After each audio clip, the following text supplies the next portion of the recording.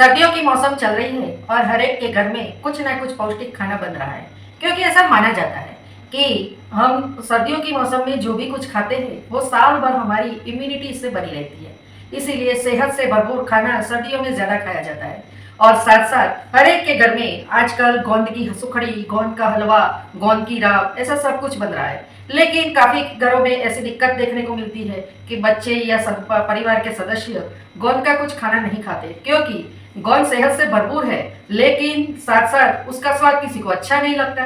तो आज मैं अपने तरीके से गोंद की राब बनाना सिखा रही हूँ। गोंद का हलवा, सुखड़ी, ये सेहत से भरपूर तो है लेकिन साथ साथ उसका स्वाद भी हमें अच्छा लगना चाहिए, क्योंकि स्वाद अच्छा लगेगा तभी तो हम खाएंगे और जब खाएंगे तभी तो फायदा होगा। लेकिन ये जो सेहत से भरपूर चीजें हैं वो हमेशा स्वादिष्ट भी होनी जरूरी है। तो सुखड़ी या हलवा गोंद का जब हम बनाते हैं तो उसे पचने में काफी समय लगता है, लेकिन ये जो राब है वो गोंद की जल्दी हजम हो जाती है, जल्दी पाचन उसका हो जाता है। इसीलिए गोंद की राब मैं आपको बनाना सिखा रही हूँ। लेकिन साथ साथ ये जरूर है कि हम स्वाद से समझौता नहीं कर सकते। हम जैसे कोई भी चीज बनाते हैं तो पौष्टिक तो होनी ही चाहिए, लेकिन साथ साथ स्वाद से भी समझौता नहीं होना चाहिए। तो स्वाद से भी भरपूर है और सेहत से भी भरपूर है। गोंद की राब अपने तरीके से आपको बनाना सिखा रही हूँ। आपको जरूर पसंद आएगी और स्वाद भी बहुत बढ़िया है। सर्दियों की मौसम में गोंद से काफ़ी कुछ चीज़ें बनाई जाती है और अलग अलग तरीके से हर एक के घर में बनती है। आज मैं आपको गोंद की राब बनाना सिखा रही हूँ, क्योंकि गोंद की राब है वो ज़्यादातर सबको पसंद नहीं होती है, लेकिन सबसे ज़्यादा असरकारक गोंद की राब ही होती है। तो हम जब गोंद की सुखड़ी बनाते हैं, गोंद का कुछ भी पाक, हलवा कुछ भी बनाते हैं तो उसे पचने में समय लगता है, लेकिन गोंद की राब जो बनाते हैं इसमें समय नहीं लगता पचने में और उसका फायदा काफ़ी कुछ है। हर एक लोग अलग अलग तरीके से बनाते हैं, मैं भी आपको अलग अलग तरीके यानी मेरे तरीके से आपको गोंद की राब बनाना सिखा रही हूँ। इसके लिए मैंने ये 1.5 चम्मच, ये चम्मच भर के 1.5 या 2, ज़्यादा से ज़्यादा 2 ले सकते हो। इसमें एक व्यक्ति की राब बनती है। तो ये मैंने गोंद का पाउडर, जो बबुल गोंद होती है वो सबसे बढ़िया होती है। वैसे तो गोंद काफ़ी कुछ अलग अलग तरीके की मिलती है, खैर की मिलती है, बबुल की मिलती है, काफ़ी कुछ अलग अलग तरीके की मिलती है, लेकिन बबुल की गोंद होती है वो सबके लिए फायदाकारक होती है। लेडीज़ और जेंट्स सब दोनों खा सकते हैं और ज़्यादातर उसका तो आयुर्वेदिक दवाई में भी बनाना में यूज़ होता है। इसीलिए मैंने बबुल की गोंद ली है। ये बबुल की गोंद ये मैंने 1.5 चम्मच ली है। आप ज़्यादा से ज़्यादा 2 ही चम्मच ले सकते हो, इससे ज़्यादा मत लीजिए वरना स्वाद अच्छा नहीं आएगा, चिपचिपाहट आएगी। और ये एक जितना गोंद है उतना ही गुड़ लिया है। और ये नारियल, सूखा नारियल और बादाम 1 या 2 मैंने चॉप करके 1 चम्मच ली है। ये टीस्पून जो बोलते हैं इससे भी आधी है। ये सौंठ पाउडर है, जिसे जिंजर पाउडर भी बोला जाता है।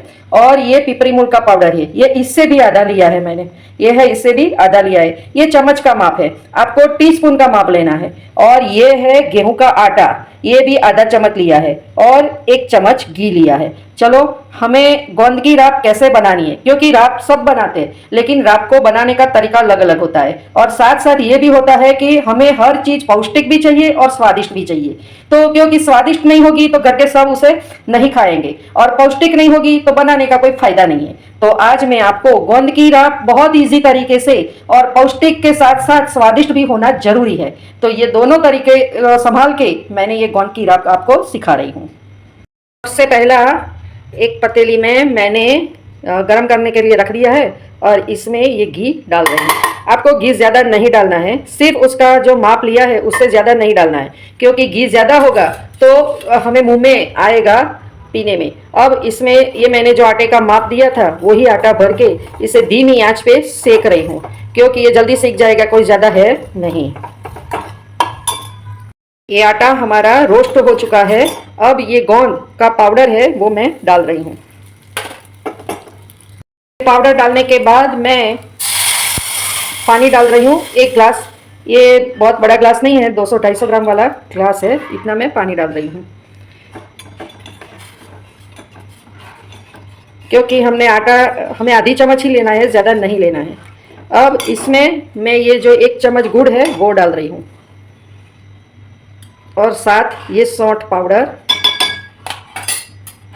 और ये पिपरी मूल का पाउडर, इसे गंठोला का भी पाउडर बोलते हैं।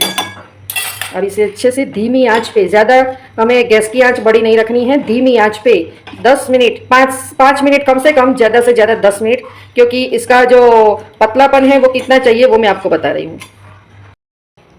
ये 5 से 7 मिनट तक उबल चुका है, आप देख रहे हो कि अच्छे से लिक्विड हो चुका है। अब इसी स्टेज पे हम ये काजू बादाम और सूखा नारियल का बुरबुरा डाल रहे हैं। ये ऑप्शनल है, आपको डालना है तो डाल दीजिए वरना चलेगा, लेकिन इससे स्वाद अच्छा आता है। ये हमारी गोंद की राब रेडी है। सर्दियों में गरम गरम पीने से हमारी इम्यूनिटी बूस्टर होती है और सर्दी ज़ुकाम तो पास ही नहीं रहते और साल भर की सेहत बनी रहती है, बहुत आसान तरीके से। और साथ साथ तो पहली ये भी बात है कि गोंद की राब सबको पसंद नहीं होती, लेकिन इस तरीके से बनाओगे तो सबको पसंद आएगी और टेस्ट भी इतना अच्छा लगेगा और साथ साथ हमारी सेहत भी बनी रहेगी। अगर मेरी रेसिपी आपको पसंद आ रही है तो मेरी रेसिपी को लाइक करें, शेयर करें, कमेंट करें, सब्सक्राइब जरूर करें।